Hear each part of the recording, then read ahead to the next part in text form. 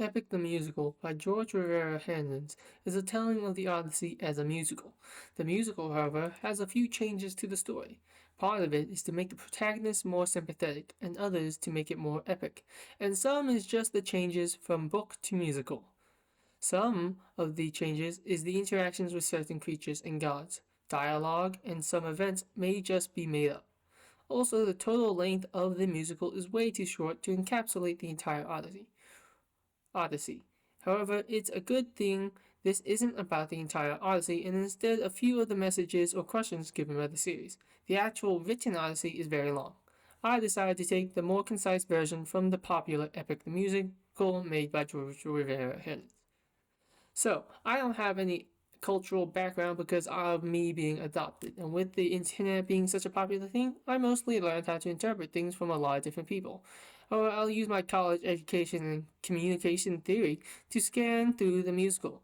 Communication theory is a super big subject, so I'll use two sections called narrative theory and dramatism. Dramatism contains things like the act, scene, agent, agency, and purpose, while narrative contains narrative time and order of storytelling, the frames, coherence, fidelity, and rationality. So, the first thing to do that will probably help people stay with me a bit is briefly explaining what happens in the Odyssey as depicted and sung in the epic musical. The beginning of the entire musical starts at the end of the Trojan War, where Odysseus is in the Trojan horse, and is ending the war, along with dropping a baby off a wall because Zeus told him to. Then the real Odyssey begins with the travels back home to the island of Ithaca, where Odysseus' beloved wife Penelope and son Telemachus. He's been far away from home in that war for about 11 to 12 years, and Odysseus is very excited to see his family. Odysseus went to war with 600 men and is returning to Ithaca with all 600 men remaining. The first patch of resistance is a lack of food of war because of the war, their resources being drained. He ends up landing on an island with what is described to be creatures that eat a special fruit called lotus. That has a negative effect that makes them forget their homes and loved ones and live on a sort of eternal bliss. The lotus eaters point Odysseus to a cave that holds lots of sheep that will be enough to feed Odysseus' crew for the rest of the journey. However, there turns out to be a Cyclops that guards the sheep and attempts to kill Odysseus and his crew for daring to take his flock. Odysseus outmaneuvers him with cunning and blinds the Cyclops, not without casualties, and he leaves the Cyclops Polyphemus alive, declaring the Cyclops to remember his name. After they leave, a storm drives around the crew until they arrive at a floating island, where in the musical it is in the sky, while in the actual Odyssey it is floating on the water. Odysseus determines it's a home to the wind god named Aeolus, and then gets help in the form of a bag. Bag of wind inside it. As long as the bag remains closed, the wind inside shall continue to push them to their homeland. Unfortunately, one of Odysseus' crewmates opened the bag and they are blown straight into the clutches of the sea god Poseidon. Poseidon is here because the Cyclops from the cave was his son, and Polyphemus prayed to Poseidon to essentially avenge him. Poseidon decimates most of Odysseus' crew and they barely escape with their lives from Poseidon. They end up landing on Aea, home of the goddess and sorcerer Circe. Circe ends up turning a few of Odysseus' men into pigs, and so he goes to confront the goddess for his men. Before Odysseus confronts Circe, he gets some divine help from the messenger god Hermes, who gifts him a magical flower named Holy Moly. Using the magical flowers temporarily bestowed upon him, he confronts Circe and bests her. However, before killing her, Circe attempts to seduce Odysseus, where Odysseus refuses and begs Circe to spare him and his men. She caves and agrees to help him by sending him to the underworld to meet a prophet who could help guide him and his remaining crew home. In the actual Odyssey, Circe attempts to seduce Odysseus successful, and they end up being together for around a year, but she still does help him.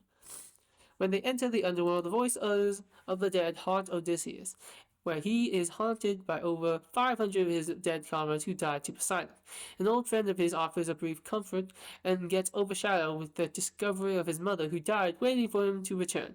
After the undisclosed amount of time, Odysseus finds the prophet in question, only to be told that one of them are going to make it home and that it was no longer him or you. Because of this unfortunate discovery, Odysseus looks at himself carefully and determines that if he is to bring any of his comrades back to Ithaca, he's going to have to change himself from a more virtuous hero and into a leader willing to do what it takes to survive and get back home to see their loved ones. The change is made immediately obvious when he outwits a pack of sirens. Sirens are magical fish species that lure sailors away with their song.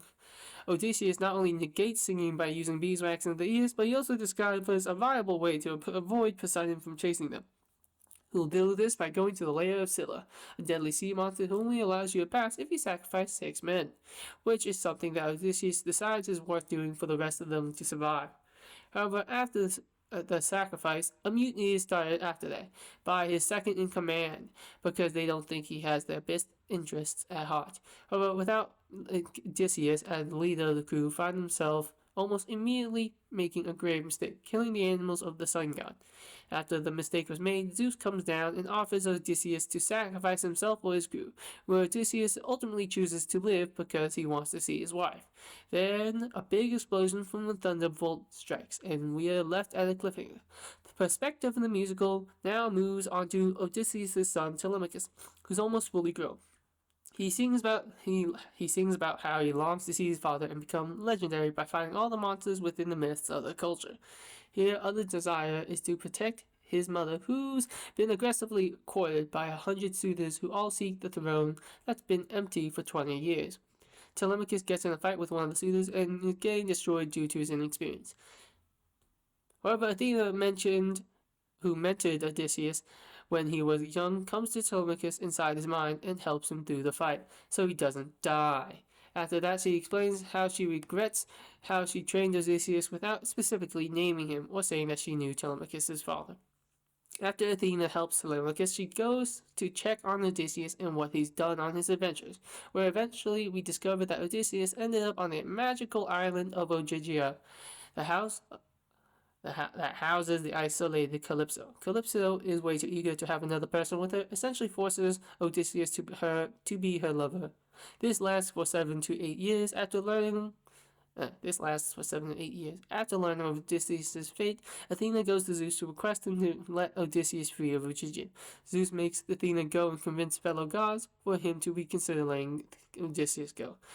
Athena convinces Apollo, Hephaestus, Aphrodite, Ares, and Hera, and then finally convinces Zeus to allow Odysseus to leave Ogygia. Calypso gives Odysseus her sad backstory, and before letting him go. Out of her island, magical barrier. Out of her island's magical barrier. Odysseus is now on an unknown island, lamenting how he's going to get back with no ship or comrades to help him travel. However, his mood is raised with the arrival of Hermes, who gives him a windbag to push the sails of the raft he made, and instructions on how to make it back to Ithaca. Then, during Odysseus' travel, he runs into Charybdis, which is another sea monster. However, he can outlast the creature long enough to slip away and eventually make it to the coast of Ithaca. This is where Poseidon confronts Odysseus once more and does his best to kill him. But because of plot armor, he bests Poseidon and forces him to leave. In the actual Odyssey, Poseidon only sends a storm to stop Odysseus. After Odysseus finally beaten his final form of antagonist, we go to his wife Penelope's perspective, where she notices the storm caused by Poseidon and sees it as a sign that Odysseus is close. So, to stall the suitors, she creates an almost impossible challenge for them to waste their time on. Unfortunately for Penelope, the challenge made doesn't last for very long. In less than a day, the suitors catch on to the scheme from Penelope, so they do a bit of scheming themselves, planning to assassinate Telemachus on his way back from a diplomatic mission, before they go and break into Penelope's room and have their way with her. Luckily for us,